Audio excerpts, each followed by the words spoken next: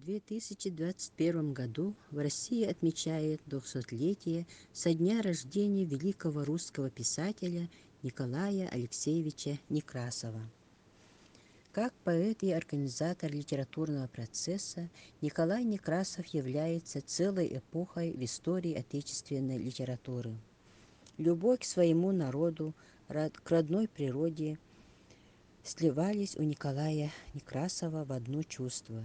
Бескрайними милыми казались ему скудное поле, и кудрявые березы, и студеные зимы, и жаркое лето.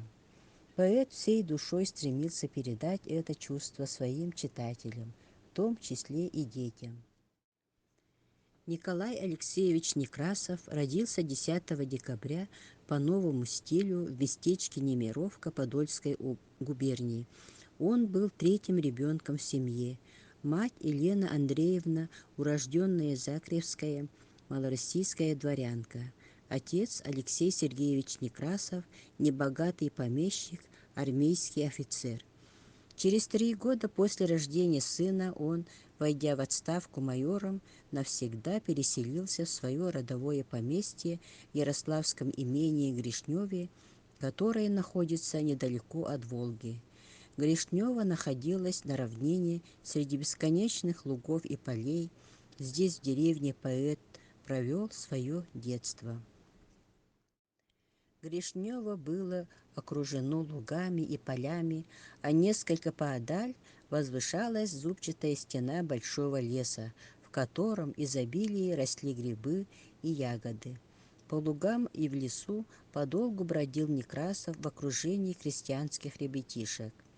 В заборе, отделявшем барскую усадьбу от деревни, он проделал лазейку и через нее пробирался в деревню, чтобы участвовать в играх своих друзей. Купался с ребятами в речке, собирал вместе с ними малину, чернику, грибы, а когда наступала зима, катался с гор на салазках.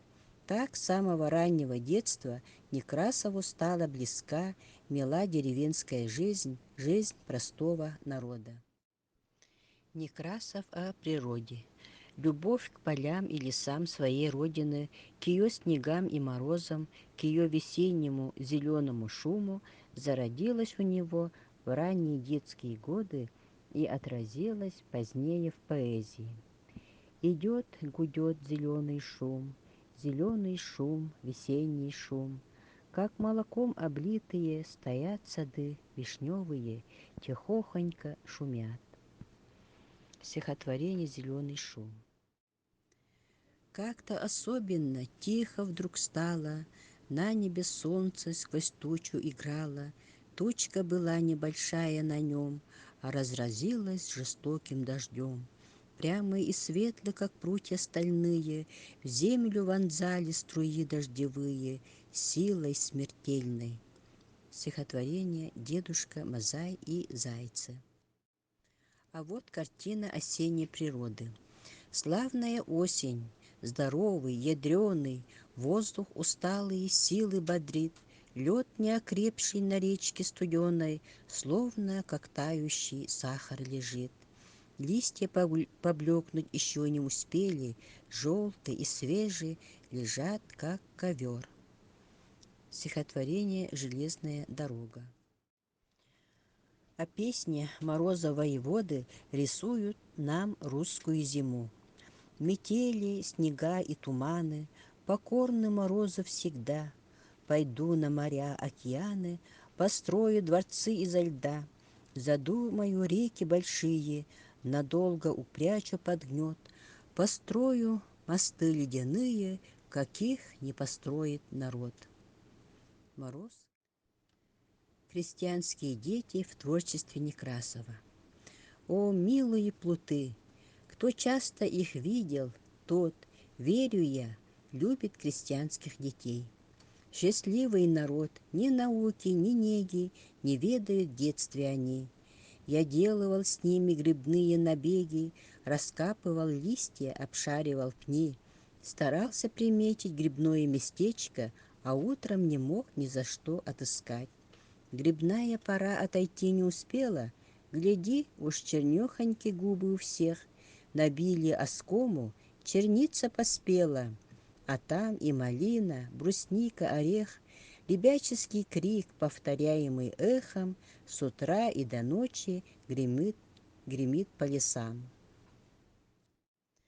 В этом стихотворении перед нами предстает мир природы, слитый с детской жизнью, поэзия крестьянского труда, воспринятая глазами ребенка.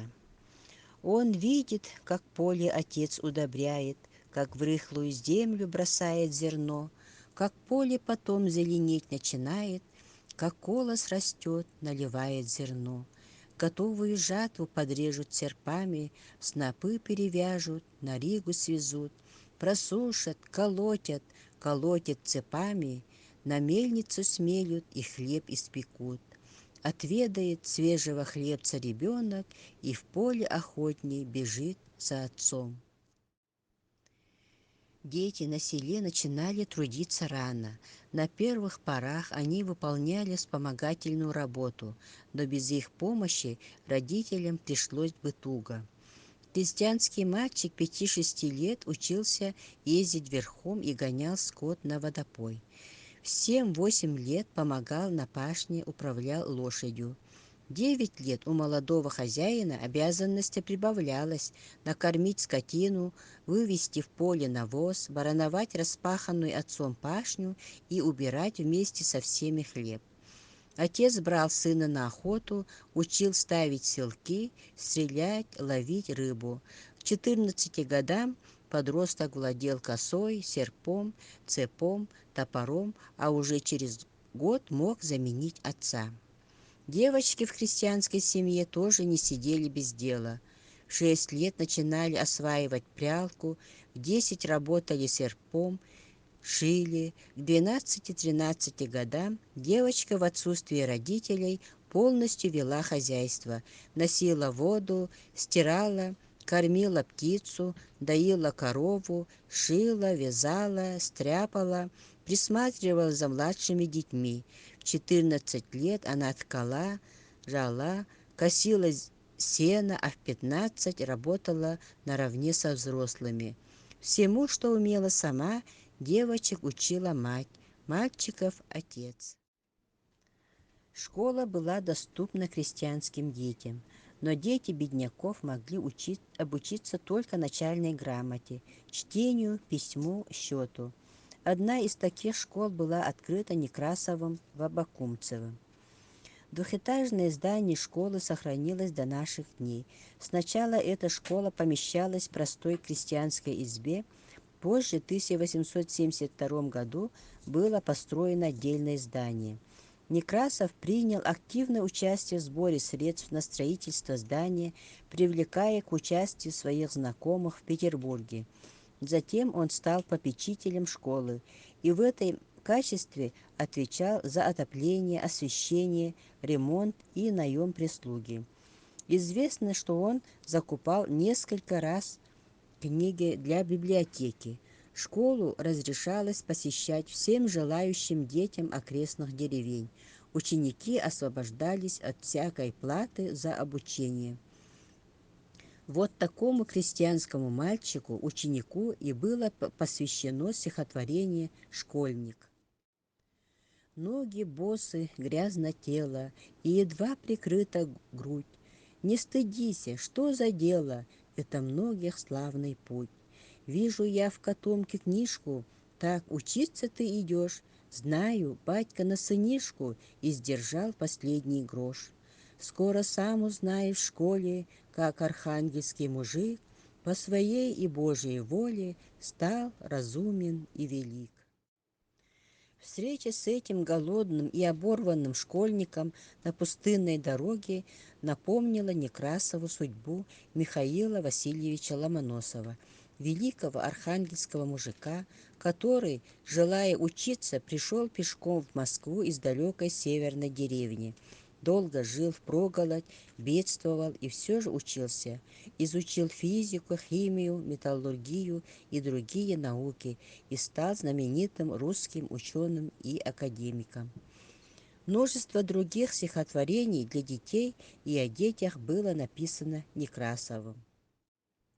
Представляем кукольное представление по произведению Николая Алексеевича Некрасова «Дед Мазай и зайцы».